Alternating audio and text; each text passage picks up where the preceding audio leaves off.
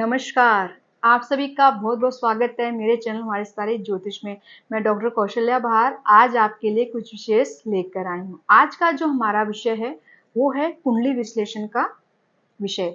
आज हम एक कुंडली को विश्लेषण करेंगे कि किस तरह से इनके जीवन में वैवाहिक संबंध को लेकर के समस्या आई है और किस तरह से इनका विवाह विच्छेद हुआ है और दूसरा विवाह भी इनका हुआ है।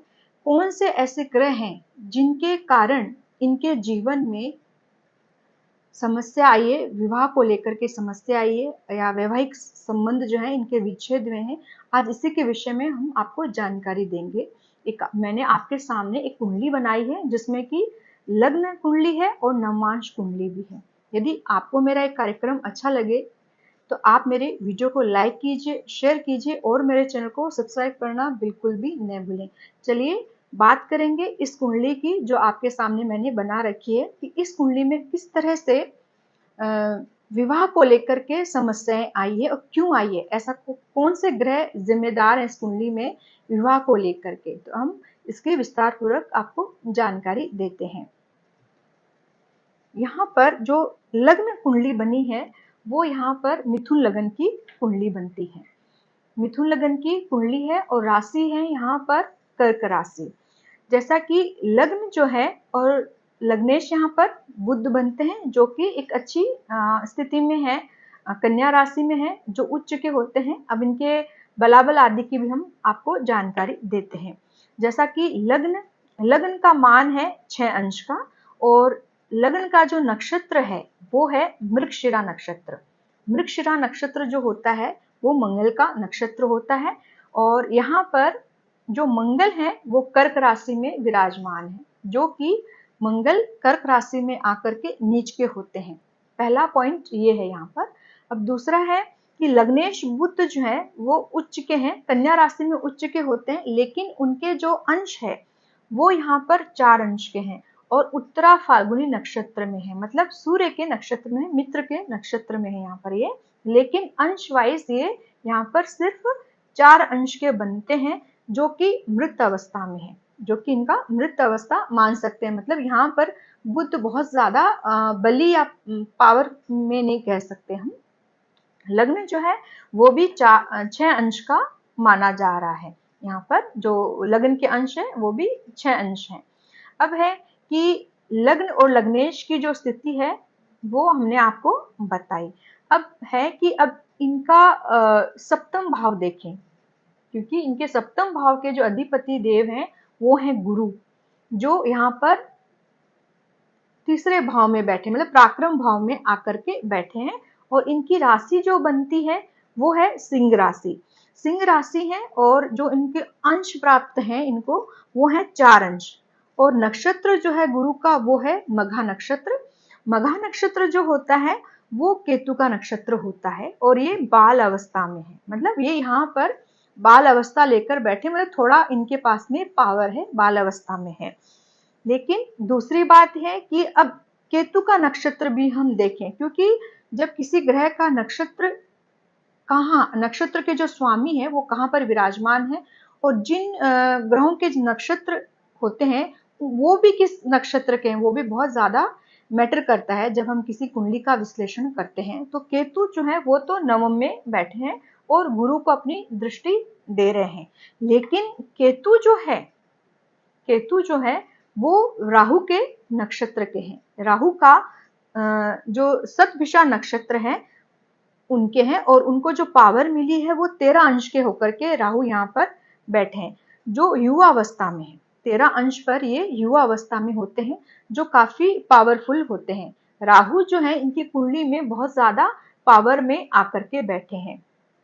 मतलब इनके जो सप्तमेश बनते हैं गुरु वो यहाँ पर सिंह राशि में हैं और राहु के केतु के नक्षत्र के हैं। लेकिन केतु का जो नक्षत्र है वो केतु जो है वो राहु के नक्षत्र में बैठे हैं और 13 अंश से बली होकर के बैठे हैं।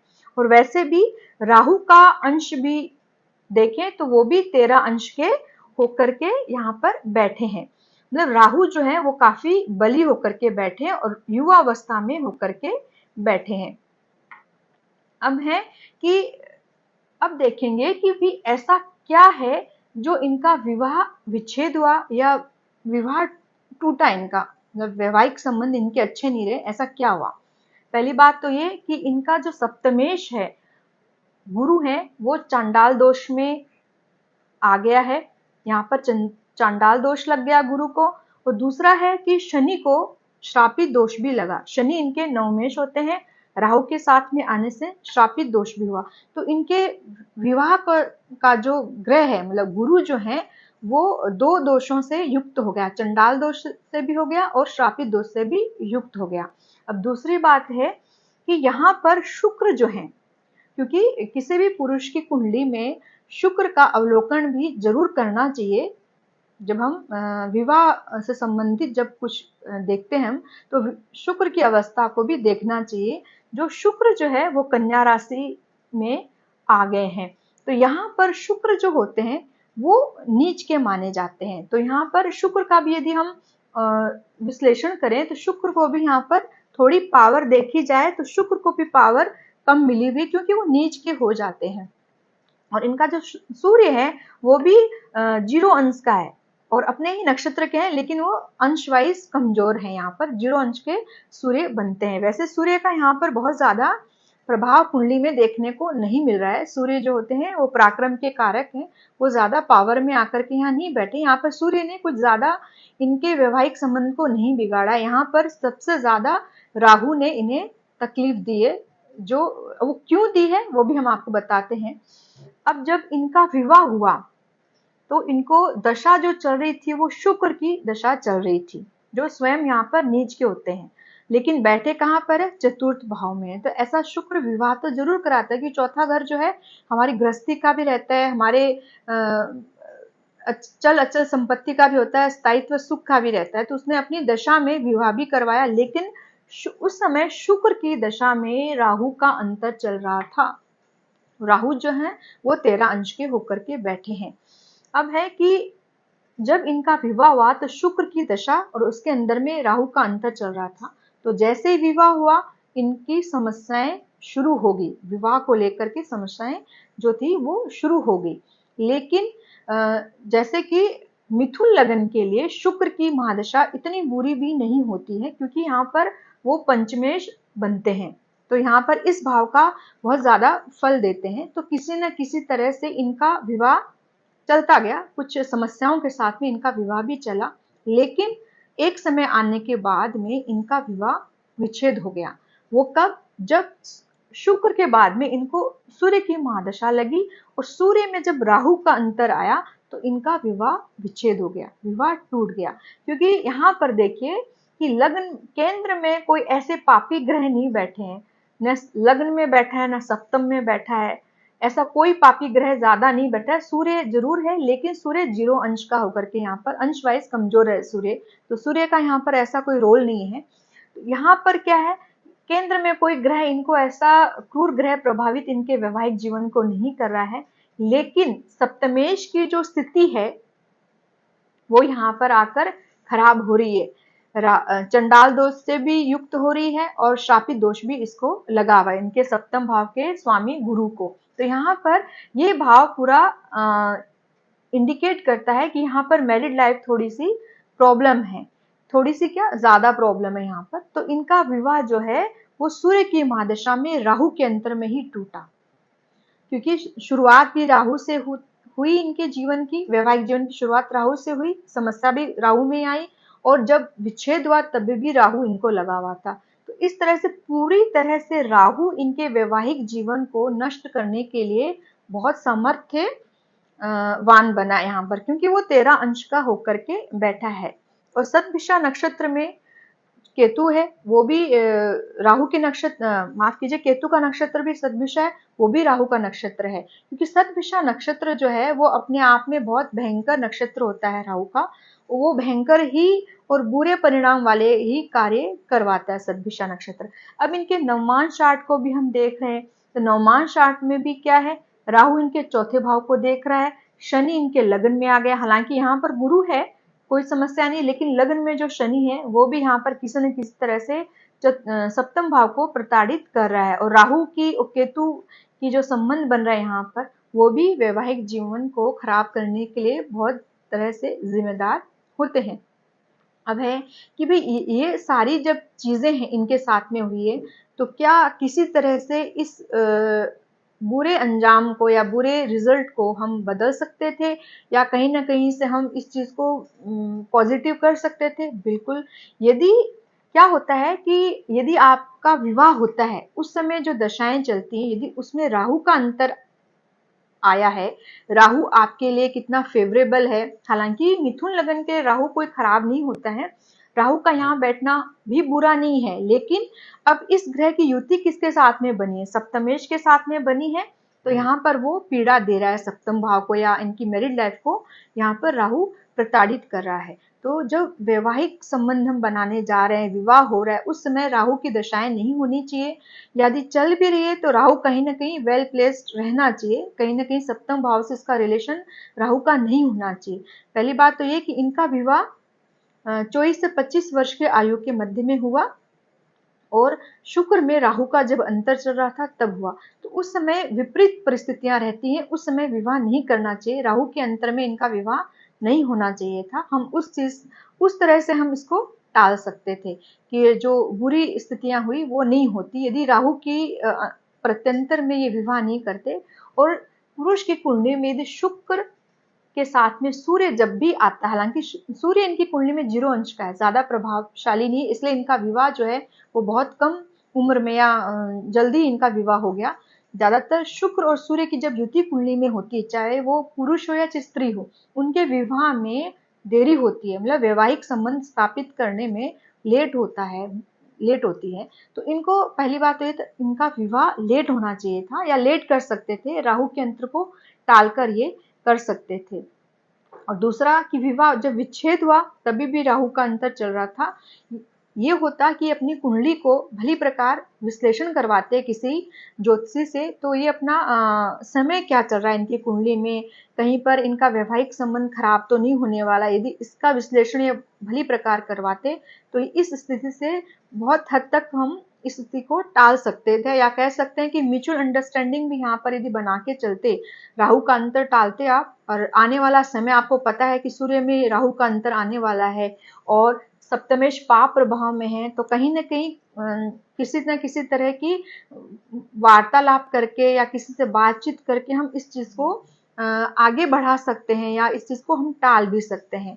दूसरी बात ये कि कुंडली का विश्लेषण तो इनको करवाना ही चाहिए था, तो ऐसी स्थितियां इनके जीवन में शायद न होती। दूसरा, इनको एक अर्क विवाह करवाना चाहिए था, और राहु की शांति विवाह से पूर्व भली प्रकार करवानी चाहिए थी। वहां पर पूरी तरह से राहु का जाप करवाया जाता है, राहु का हवन आदि करवाते, राहु की शांति करवाते, और अपने आने वाले समय को भली प्रकार यदि व्यक्ति थोड़ा बहुत जान ले, पूरा तो नहीं जान सकता, लेकिन उसे थोड़ा पता हो कि मेरा राहु यहाँ खराब है, मेरी मैरिड लाइफ को स्पॉइल कर सकता है, तो वो थोड़ा बहुत तक हम संभाल सकते हैं। कारण ये है कि जैसे लग्नेश का जो नक्षत्र है वो है मृगशिरा नक्षत्र, लगन का, माफ कीजिए, लगन का जो नक्षत्र है वो मृगशिरा नक्षत्र है, जो कि मंगल का नक्षत्र होता है, और मंगल यहाँ पर नीच के होकर के बैठे हैं। वाणी किसी न किसी हद तक, इनकी वाणी भी इनके वैवाहिक जीवन को नष्ट करने के लिए जिम्मेदार रही है। हालांकि यहाँ पर चंद्रमा बैठे हैं,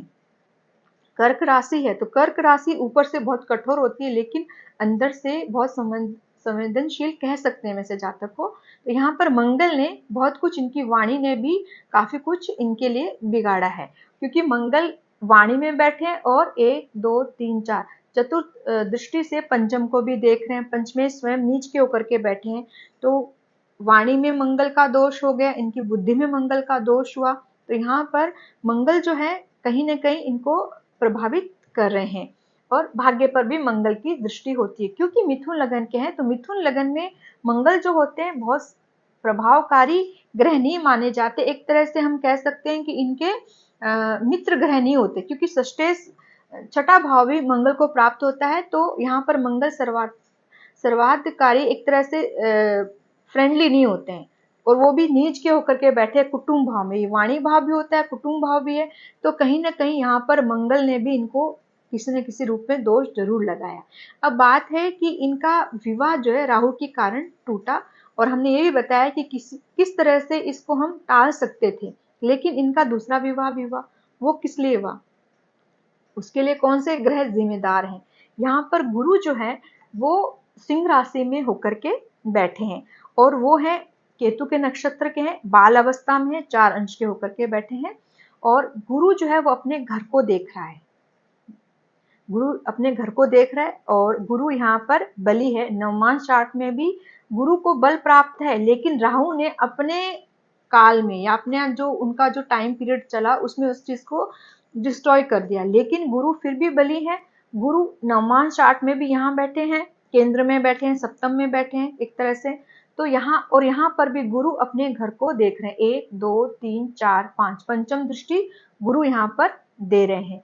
हालांकि गुरु को केंद्राधिपति दोष भी लगा, लेकिन फिर भी गुरु अपने घर को देख रहे हैं, तो इनका दूसरा विवाह भी हुआ और विवाह का सुख भी इनको मिला है। तो इस तरह से आज हमने जाना कि कोई ग्रह हमारे जीवन को, वैवाहिक जीवन को किस तरह से खराब कर सकता है, कौन सी परिस्थितियां होती हैं जिनमें वैवाहिक संबंध खराब होते हैं, किस तरह से राहु ने इनकी मैरिड लाइफ को डिस्ट्रॉय किया है। यदि आपकी कुंडली में भी कुछ ऐसे दशाएं चलती हैं, खास तौर से विवाह के समय में हमें कौन सी दशाएं चल रही हैं और सप्तमेश की स्थिति क्या है, इनका भली प्रकार इनकी स्टडी करनी चाहिए, उसके बाद में विवाह के लिए आगे बढ़ना चाहिए।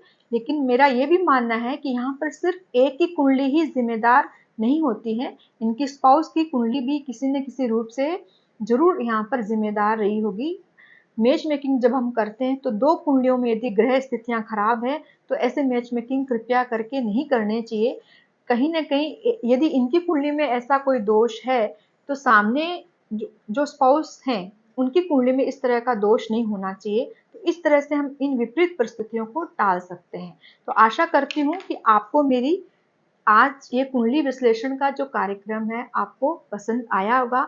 यदि आपको अच्छा लगा है तो आप मेरे वीडियो को लाइक कीजिए, शेयर कीजिए और मेरे चैनल को सब्सक्राइब करना बिल्कुल भी न भूलें। तब तक के लिए नमस्कार।